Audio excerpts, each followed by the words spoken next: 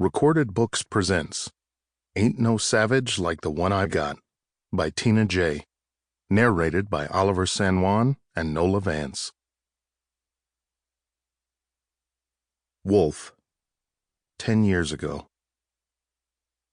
Roscoe, you have to pay them the money. If not, they're going to kill me and the kids. I heard my mom begging my father. I wasn't sure what was going on, but at 12 years old, I was smart enough to know my dad owed someone money. I stood at the door while my 10-year-old brother and 14-year-old sister sat on the bed with pure fear in their eyes. One would think because my sister was the oldest, she would be telling us what to do. Instead, she held my brother close to her as he cried, "Roberta, get the fuck out of here. I'm not paying anybody shit." I gave him the money. But because it was a day late, that motherfucker is trying to add a $5,000 late fee, and I only owed him $1,000. Who the fuck charges interest like that? I was a math genius in school, so when my dad put it out there that someone tried charging him 4 times the amount he owed, I agreed with him not paying. Unfortunately, it came at the expense of us, and we already knew he wasn't going to pay. I didn't think he had the money either, but he wasn't going to tell my mom that.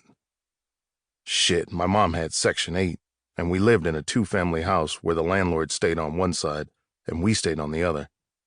However, it was still in the hood, just across the street from the projects. My dad has been in the drug game damn near all my life, and was still nickel and diming it. I mean, who sells all these years and have nothing to show for it? My mom was getting about $600 in food stamps a month for us and working at McDonald's just to have some sort of income to continue receiving assistance.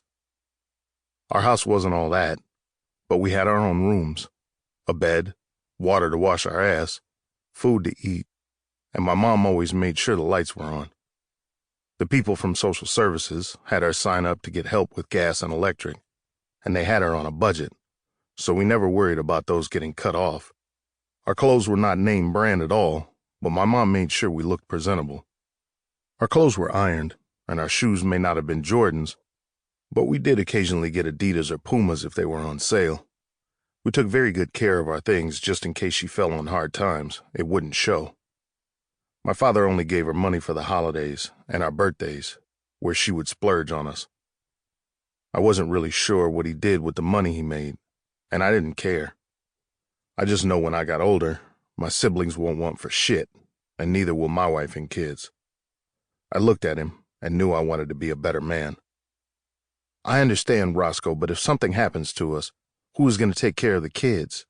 Journey isn't old enough, and Haven is only 12. Don't worry about that, because nothing is happening to us. I sat back on the bed, listening to them go back and forth. My siblings were so scared that we all stayed in my sister's room. I grabbed my blanket and pillows and went back to her room and went to sleep on the floor. Journey had a full-size bed, but I let her and my brother occupy it, like I always did. "Haven, come here," I heard my mom try and whisper when she opened the door. I glanced at the bed, and Journey and Jax were asleep. I followed her out the door and into their bedroom where my dad was counting money. He never made it out of high school and was taking forever to count it. I just started picking money up and helping. By the time we were finished, I counted out $10,000 for him. I had a smile on my face, but my parents didn't. "Haven, do you know what this is?" my dad asked. I thought it was a trick question. Ugh, money?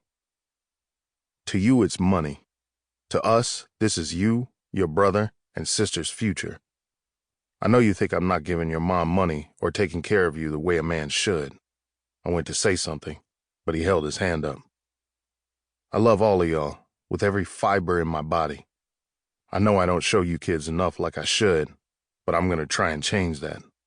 I looked at my mom, and she smiled at my dad's words. My mom was a beautiful woman, and I saw the way my dad cherished and worshipped the ground she walked on. He was never abusive to her, and she had a certain aura about her that could calm the wildest beast down.